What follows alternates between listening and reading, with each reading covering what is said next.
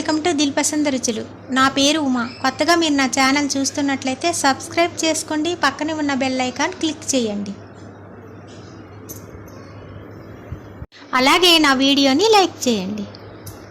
అందరికీ ఎంతో ఇష్టమైన కాలా జామున్, అలాగే జ్యూసీగా చాలా కలర్ఫుల్గా ఎలా ప్రిపేర్ చేసుకోవాలో నా వీడియోలో చూసేద్దాం. ముందుగా మనం షుగర్ సిరప్ను తయారు చేసుకుందాం. అందుకోసం అడుగు మందంగా ఉన్న ఏదైనా ఒక పాత్ర తీసుకోవాలి. ఇప్పుడు దీనిలో ఒక చిన్న గాజు కప్పుతో 3 కప్పుల పంచదార వేసుకోవాలి. ఈ కప్పు అందరింట్లో ఉంటుంది కాబట్టి నేను కొలతగా తీసుకున్నాను. 3 కప్పులు వేసుకున్న తర్వాత మనం ఏ కప్పుతో అయితే పంచదార వేసుకున్నామో అదే కప్పుతో 5 కప్పుల వాటర్ వేసుకోవాలి.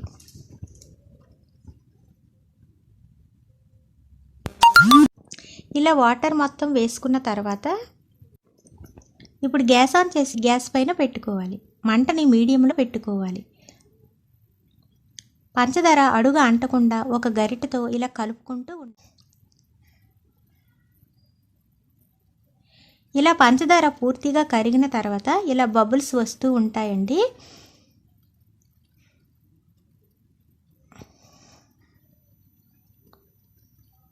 ఇప్పుడు వీటిని 10 నిమిషాలు గ్యాస్ పైన ఉంచుకోవాలి.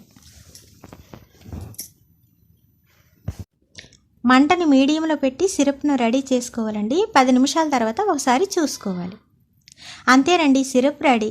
చాలామంది పాకం రావట్లేదని అంటున్నారండి. అలాంటి వాళ్ళు ఈ పద్ధతిని ఫాలో అవ్వండి.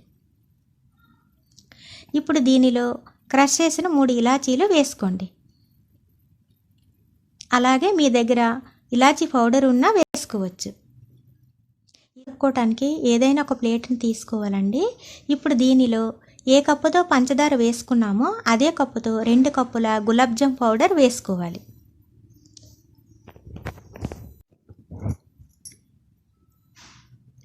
ఇప్పుడు గులాబ్ జామ్ పౌడర్ కలుపుకుందాం. ఏ కప్పుతో పౌడర్ తీసుకున్నామో అదే కప్పుతో 3/4 కప్పు పాలను తీసుకోవాలండి. ఈ పాలు పచ్చివేనండి. మీ దగ్గర మరిగి చల్లారిన పాలైనా తీసుకోవచ్చు. ఇలా పాలను కొంచెం కొంచెం వేసుకుంటూ పిండిని చేతితో ఈ విధంగా కలుపుకోవాలి. ఎక్కడా ఉండలు లేకుండా పిండి మొత్తం చాలా సాఫ్ట్గా కలుపుకోవాలి. నేను చెప్పిన కొలత మీరు ఫాలో అయితే పిండి కలుపుకోవడానికి ఈ కొలత కరెక్ట్గా సరిపోతుంది.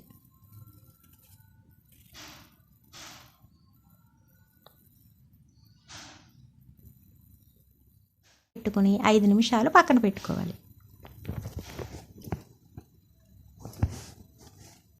5 నిమిషాల తర్వాత మూత తీసి చూసుకోవాలండి.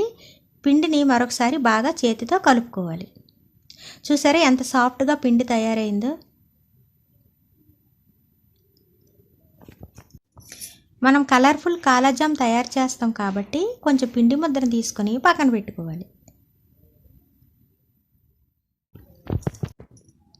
ఈ బాటిల్ లిక్విడ్ ఫుడ్ కలర్ అండి.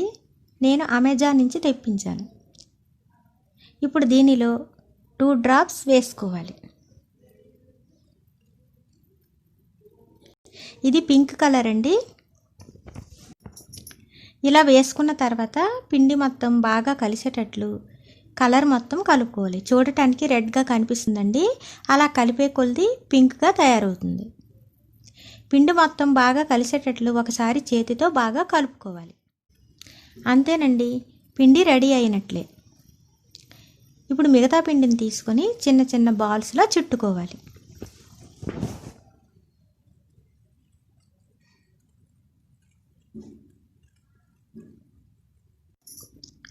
అన్నీ ఈక్వల్గా చేతితో ఇలా కట్ చేసుకున్న తర్వాత ఇలా రౌండ్ బాల్స్లా చుట్టుకోవాలి. ఇలా చేసుకున్న తర్వాత పింక్ కలర్ ముద్దను తీసుకొని వైట్ కలర్ బాల్స్ ఎన్ని ఉన్నాయో లెక్క పెట్టి అన్ని ఉండలను వీటిని కూడా తయారు చేసుకోవాలి. ఇప్పుడు రౌండ్ బాల్స్ని తీసుకొని ఇలా వేళ్ళతో ప్రెస్ చేసుకొని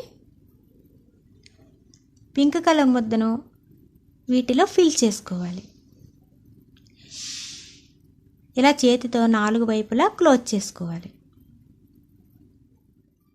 ఇలా చుట్టుకోవాలి. వీటన్నిటిని ఈ విధంగా తయారు చేసుకోవాలి. చూడండి, మరొకసారి చూపిస్తున్నాను. ఇలా 4 వైపులా నీట్గా క్లోజ్ చేసుకుంటే ఎక్కడ కలర్ అనేది కనిపించదండి.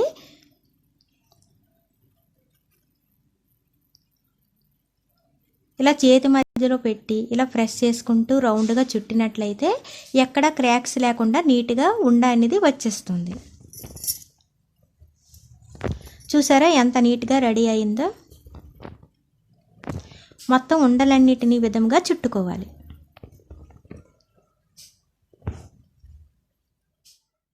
ఇప్పుడు గ్యాస్ ఆన్ చేసి గ్యాస్ పైన ఏదైనా ఒక కళాయి పెట్టుకోవాలి. ఫ్రై చేసుకోవడానికి తగినంత ఆయిల్ వేసి, ఆయిల్ కొంచెం హీట్ ఎక్కిన తర్వాత మనం తయారు చేసుకున్న ఉండలను ఒక్కొక్కటిగా ఈ ఆయిల్లో వేసి ఫ్రై చేసుకోవాలి. ఆయిల్ ఎక్కువగా హీట్ అవ్వక్కర్లేదండి, కొంచెం హీట్ ఎక్కితే సరిపోతుంది. ఇలా వేసుకున్న తర్వాత ఒకసారి కలుపుకోవాలి.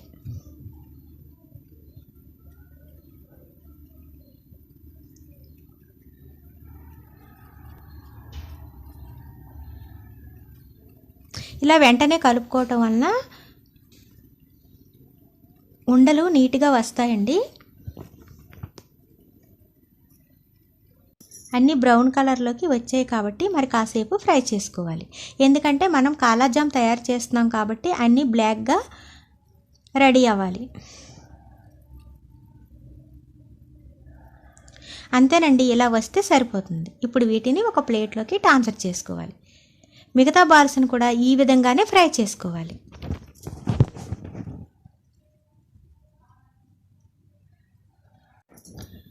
మనం తయారు చేసుకున్న షుగర్ సిరప్లో మనం ఫ్రై చేసుకున్న బాల్స్ని ఈ విధంగా వేసుకోవాలి.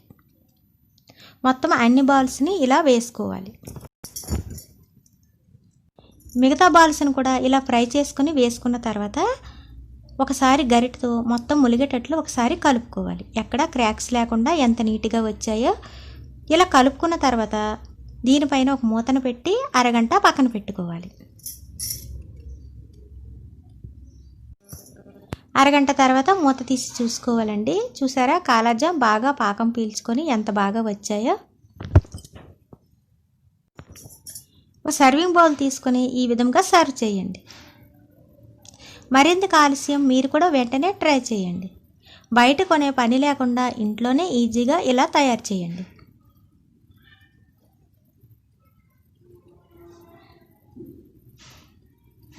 అంతేనండి, చాలా సింపుల్. కలర్ఫుల్ కాలాజామ్ ఎలా వచ్చిందో ఒకసారి చూసేద్దాం. చాలా నీట్గా కట్ చేయడానికి నేను చాకు ఉపయోగించానండి. వావ్, చూస్తూ ఉంటే నోరూరిపోయే కలర్ఫుల్ కాలాజామ్.